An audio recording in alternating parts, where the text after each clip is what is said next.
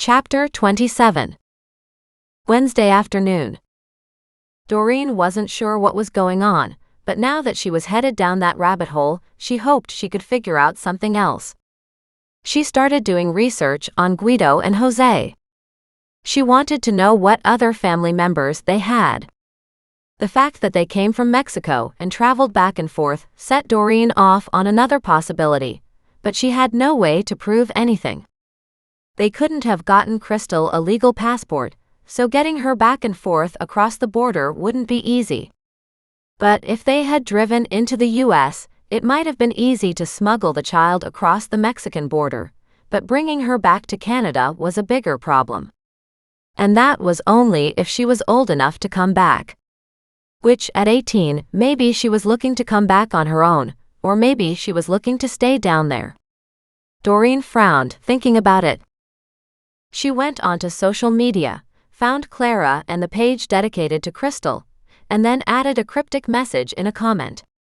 She just wrote "time to come home yet" and left it at that. It wasn't long before she returned to the website and saw multiple likes, and somebody asking, "Is she alive?" She didn't answer but checked who had liked the post. One had the same last name as Guido. She went to that Facebook page and took a look. They were in Mexico, which was interesting because that would presume then that somebody from that side of the family was keeping an eye on the page. But people liked things on social media without even thinking about who would find out. She couldn't do any research on that name because it just came up with multiple pages of Spanish she didn't understand. But she sent a message, the same message as she'd posted earlier. "Time to come home yet?" There was no answer, no answer, no answer. And then, when she poured her coffee and sat down, there was a spat of Spanish.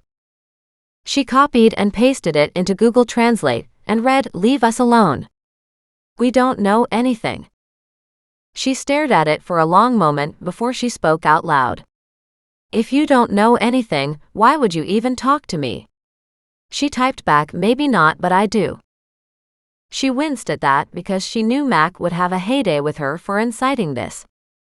Unfortunately, it seemed so many of these unsolved cases were all about the lies which people perpetrated and the secrets they maintained. She waited for any more answers, but there weren't any, so she added, "Ask Guido." She chuckled at that, and then she got up as she heard Mac arrive. She headed out onto the front doorstep to meet him, and he appeared more than angry. "Did you find Clara?" He gave a stiff nod. "I'm meeting her downtown to go over her statement again. I'll have to take a rain check on coffee." Doreen desperately wanted to go with him, but knew she wasn't welcome. He got back into the vehicle as she watched. When he backed up, Muggs ran down the driveway behind him, barking. She called, "Come on, Muggs, Mac can't stay and visit now. Come on back." But Muggs raced out into the cul-de-sac, barking and barking like a crazy dog. She ran out behind him, worried he'd get into traffic.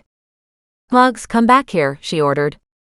When he finally stopped, Mac was out of sight.